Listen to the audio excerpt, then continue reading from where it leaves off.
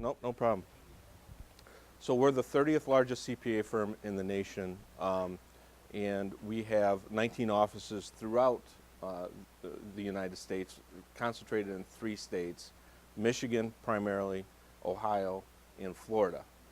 And you probably are asking why do we have a Florida office if we're in Michigan and Ohio? Well, a lot of the partners that want to retire and go south for the winter, they like to be down there during the winter time, and plus a lot of our clients end up going south for the winter as well. So we end up we have 4 offices in Florida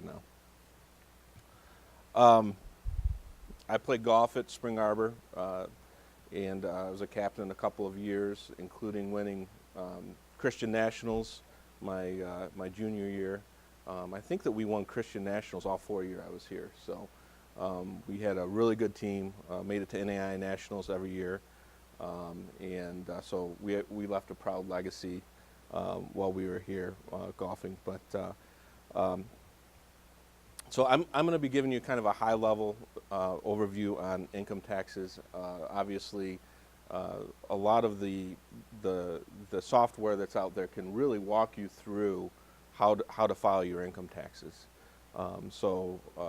Software programs, and we'll talk a little bit more about that. But software programs really do a nice job if your income taxes are not very complex, and they're fairly inexpensive, $50, something like that. So here's a little bit about some income tax basics. So the U.S. federal income taxes are due every April 15th. April 18th is when it's due this year, due to the weekend. When you file your taxes, you do have an option to extend your income taxes, and that's a 6-month option, so which extends it to October 15th.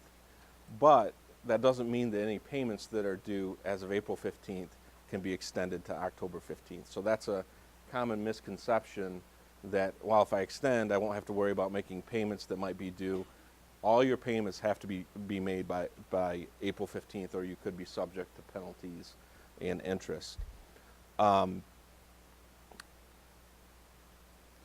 website irs.gov really is a great website for any tax questions that you might have. So you can go out there, take a look, and a lot of the questions that you might have should be answered there.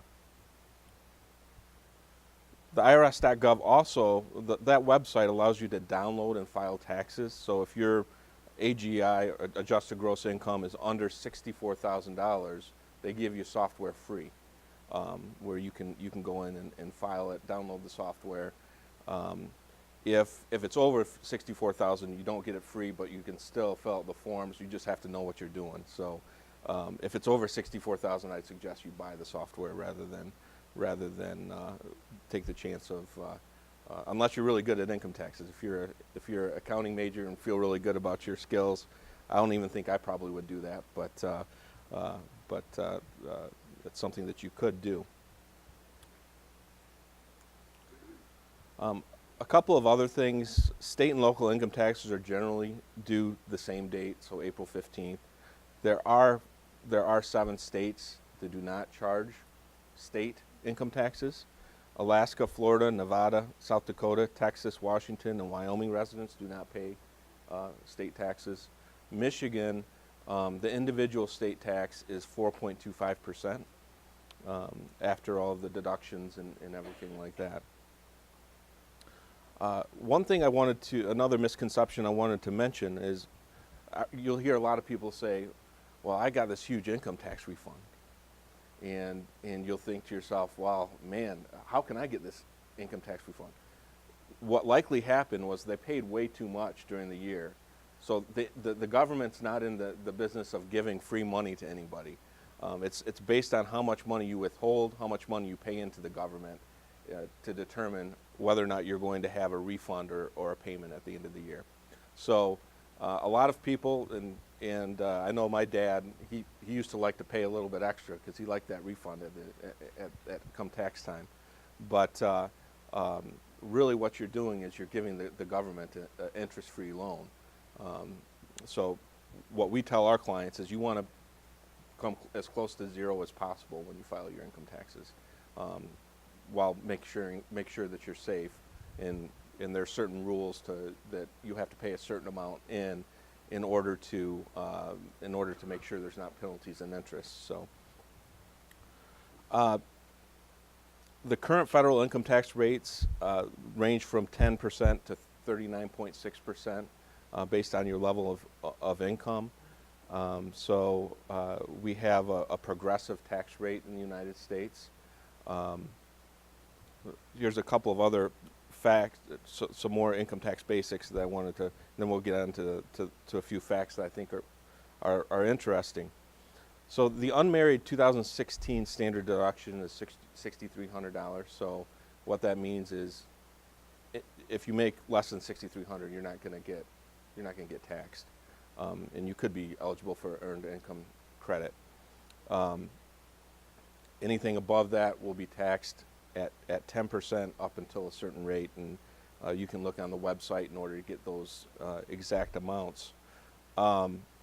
For married people, the standard deduction is $12,600. Most of you are probably going to be filing your tax returns with a standard deduction. You're probably not going to be able to itemize deductions, so you've probably heard that phrase before. Itemizing things that are included within itemizing most frequently are interest expense on your mortgage,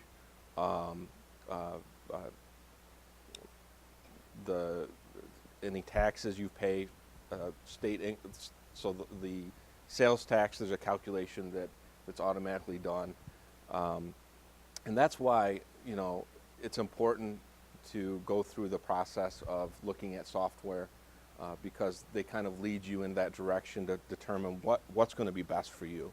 Is it going to be best to take the standard deduction, or should you itemize?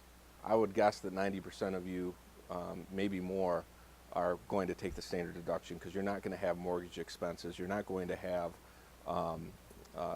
other taxes where your income's not going to be to the level where they're going to give you a large deduction for sales tax and real estate taxes. So there's also contributions, donations would be included within the itemized deduction as well. So just to kind of give you a high level. The 2016 personal and dependent exemption is $4,000. And this is just something I wanted to point out, because I think it's important for you to understand. If your parents are claiming you, you can't claim yourself under the personal exemption. So make sure that you're connecting with your parents, and either you're claiming yourself and they're not claiming, or vice versa.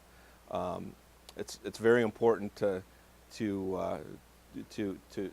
make sure that you have that communication, because you could end up getting audited by the IRS if a parent and a child are claiming themselves. So the rules as far as who should be claiming who is based on support, and there are a lot of different criteria that fall under support. But if your parents are providing at least 50% of your support, they probably should be claiming you. And in most cases, it makes more sense for the parents to claim the child, because their income levels are higher than the child. There are some educational tax opportunities, some lifetime learning credits. Those are only available if you are claiming yourself as a personal dependent exemption, so just be aware of that. Student loan interest deduction, so you can reduce your income by any student loan interest that you pay. Just wanted to put that out there. There's a lot of information out there on irs.gov and other websites that'll give you more background as far as some of the educational credits that are available. So, and like I said before, the software that's out there, it'll walk you through with different questions to kind of prompt you to decide whether or not there's something that you can claim a credit for. All right, I know everybody was looking forward to the fun facts of income taxes, so here they are. Tax return preparation, about 48% is prepared by individuals. The rest are prepared by tax professionals. So what do people do with their tax refunds? And again, I have to point out that the refund is based on how much they had already paid in. 35% put it in savings, 26% paid down debt, 15% everyday expenses, 8% vacation, and 6% major purchases. So I was surprised that these numbers were the way that they were. I just assumed that everybody kind of took their refund and did something fun with it. So a couple of other interesting facts about income taxes. So the federal tax code was 400 pages in 1913, and in 2010 it's grown to 70,000 pages. So you can imagine when you hear the current Trump administration talking about simplification of the tax code, why that's so important and why so many people have, even tax professionals have grown exhausted of the continued add-ons that Congress continues to add on from one year to the next and change different things. So simplification will be good for the nation, I think, and also for tax preparers as well, because there are some things that are not very straightforward. Around 47% of Americans did not pay income tax in 2012, so because of earned income credits, because of the standard deductions and child credits and things like that, 47% did not pay taxes, which is a big number. In 2007, before the economic downturn, 40% of households did not owe federal income tax. And this is kind of going along with the progressive system I mentioned before. Wealthy Americans pay higher taxes than middle or lower income earners. The wealthiest 1% of the population pay 19% of the income tax. Earns 19% of the income, but 37% of the income tax. And the top 10% pays 68% of the income tax. The bottom 50% earns 13% of the income, but just pays 3% of taxes. I mentioned a little bit about the current administration potential income tax reforms. So there's been a lot of discussion about potential rate changes and trying to simplify everything. We have kind of a team within our firm that is monitoring it and evaluating it and trying to put information out to our clients. But one of the things that they've talked about is simplifying into 3 different tax code or tax rates. And there's probably going to be deduction or reductions in tax rates. Maybe not as many as deductions as there were in the past, just overall trying to simplify things. And just wanted to end it with some famous tax quotes that I thought were kind of funny. The income tax created more criminals than any other single act of government, and that's something Barry Goldwater said. And the difference between death and taxes is death doesn't get worse every time Congress meets. And the hardest thing in the world, and this is a genius speaking, is to understand income tax. So thank you very much for coming today. I'm happy to answer any questions that you might have, and I guess I probably could give you my email address if you ever wanted to reach out to me. I mean, don't ask me about individual tax questions, but I'm always looking to help people with their careers or provide advice. So that's my email address right there.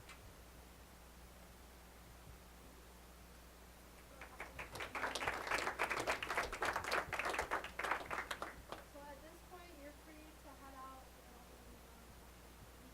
head to class or stick around and answer questions.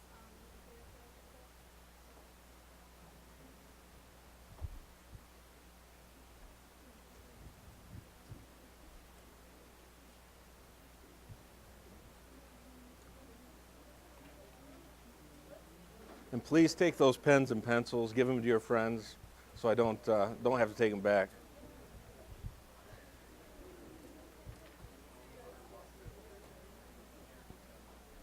Yeah, sure. How is it different filing for like income taxes when you're regularly employed as opposed to filing for taxes Okay. Yeah. So the question was, what is different when you're employed by a company versus when you're employed by yourself or you're self-employed? And the biggest difference is the self-employment tax. So there's 6.9% that you pay as part of your normal taxes that you would pay with any employment. I think 6.9%. Don't quote me on that, but and it's doubled. So most of the time, companies pick up that other 6.9%, and so you're paying an additional 6.9% on your income if you're self-employed versus working for a company. Yeah. Okay, so I've been wondering, like, I've always assumed TurboTax because it was easier and I've always wanted like a company system that I'm thinking of. And so like this year it told me that I couldn't claim myself because I could be claimed, but my parents could not claim me because I made too much money and haven't really done computers. Okay. So like it said you could be claimed, but you wouldn't have to claim myself, or they could claim me either. So I didn't get claimed for that. Wow, that's not right. One of you should be claiming you. Yes. So it sounds like that you're providing more than 50% of your own support, and if that's the case, then you should be able to claim yourself. So I don't know if there's a glitch in the system. I would call their helpline or to figure out why it's not allowing you to do that. Right, because I claimed myself last year and Yeah. Yeah. So yeah, it sounds like there's a glitch in the system, or maybe there's a question. I'd go back through the questions, make sure that everything still makes sense the way that you answered them. So. Right. And so is there, other than that, maybe kind of a crazy thing, is there a big benefit to actually having a person sit down and go through your tax and give you no itemized like detail, or is it just pretty much? I mean, if you want my honest opinion, if you go somewhere, and I hope no one works for H&R Block, but if you go somewhere like H&R Block, if you know something, I mean, if you have a decent amount of knowledge about your own personal situation, and you should be able to do everything that they could using like a TurboTax software. Where things start getting a little bit more complicated, that's where the returns that we do. Yeah, we do some simple returns, but most of the time it's because they're the son or daughter of one of our main clients, and I mean we're not doing a lot of, a CPA doesn't need to be involved for a simple return like with most college students. Is kind of what my recommendation would be. So, because I think that a return would cost like $300 or $400 at our firm for a very simple return. So I don't know if that answers your question. Yeah, it does. Okay. Yeah. Do tax brackets work? I forget, there's just like it's $67,000 or whatever threshold. Is it if you're at $67,000 and 1 cent, then everything is in the higher bracket, or is it just that 1 cent is now the higher bracket? Yeah. Right. It's just the 1 cent. So any additional income. So the 10% on your first. I mean, I don't have the numbers, but let's just say 10,000. Then 15%. Is that the right rate? I know 10% is the lowest. Yeah, 15%.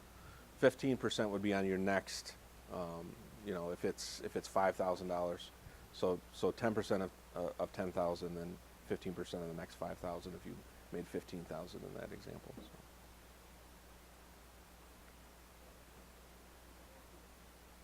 Yeah. So I've heard that like you can claim like quotes and things. Is that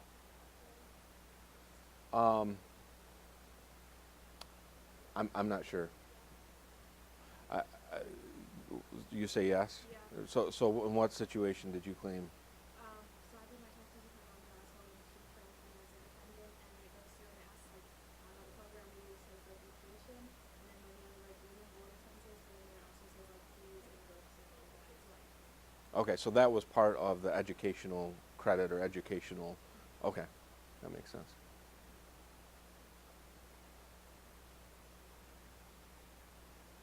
Yeah, sorry. So can you explain just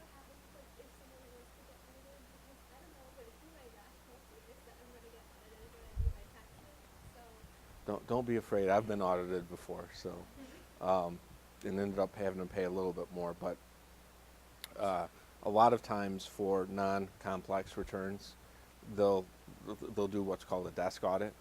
So they'll look at your return, make sure that everything makes sense to them based on all the forms that have been filed, and they cross-reference everything, and they'll have questions and they'll send you a letter in the mail and say, hey, I've got questions. So if you're trying to do everything the right way, you shouldn't have any fear. I mean, and I would think that most of the people in here are probably trying to do things the right way. But I'm trying to alleviate your fear. So you might end up getting another tax bill, but that's okay. I mean, I think I had to pay $150 extra or something like that, which didn't hurt me. So yeah.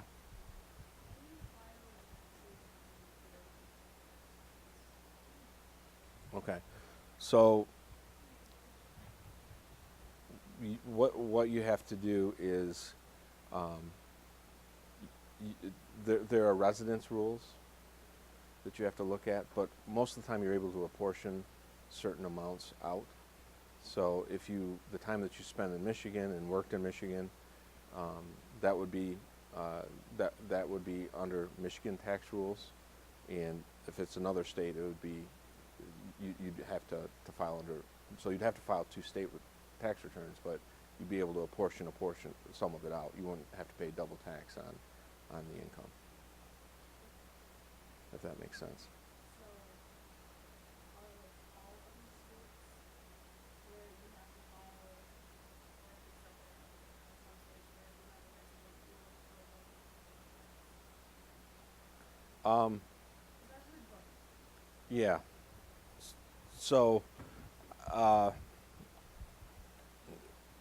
yeah, I think that's it. Really depends on your situation, and if you're living in one state the entire time and working in another, if your residence is, but for like software like TurboTax should be able to kind of walk you through it and help you figure out what you need to be doing and what makes sense. Yeah.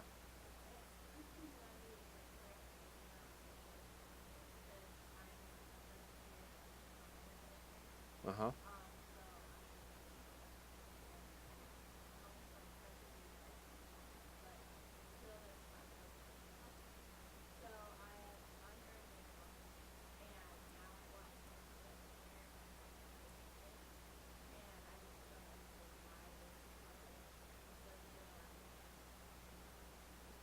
I don't know the answer to that. Why don't you email me, and I can find out. Okay. Yep. Yeah. I have professional, but yeah, what software do you recommend for this child? Say that again? What software would you recommend? No, that's not against anything. So, I mean, I would just use the free. If you can use the free tax software on the IRS.gov, I would use that. If you can't, I think a lot of the softwares out there are very comparable. I mean, TurboTax is very well known. So I think they're all pretty close or pretty good if you're using the software. Yeah.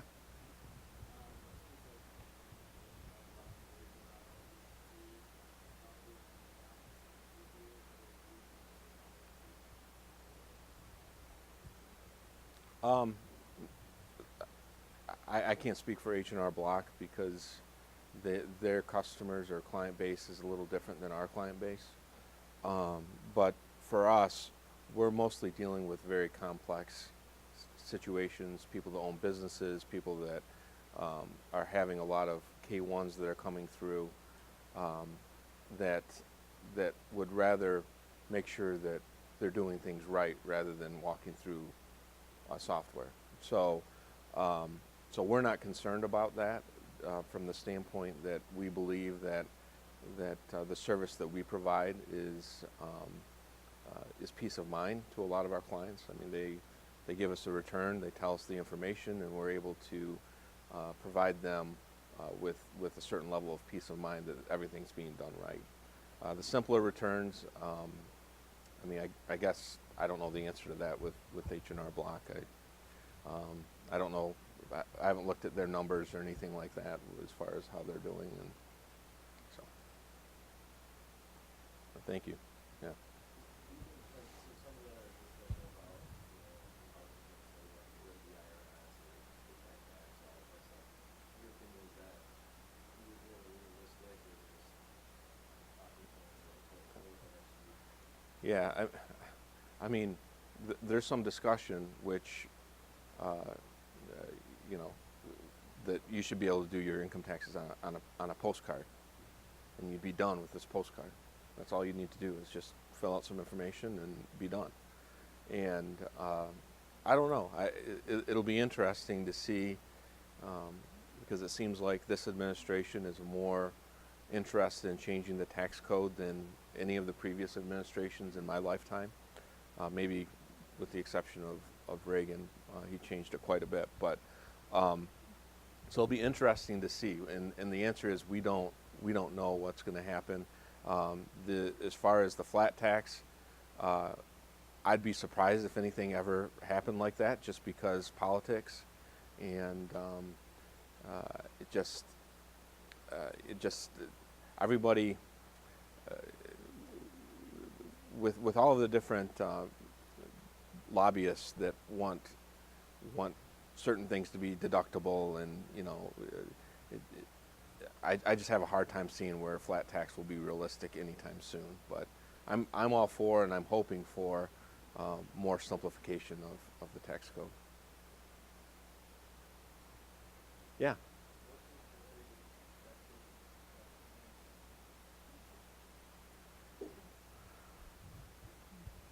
What's it mean to me? Well, I don't know if I agree with that.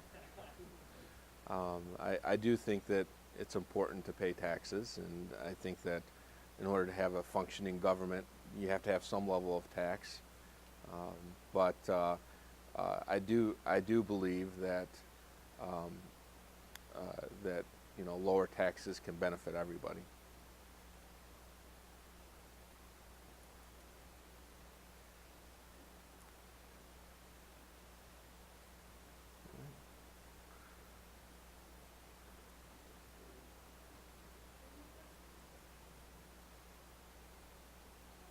Okay, well, thank you very much, and everybody have a good day. Hope you felt like you learned something today.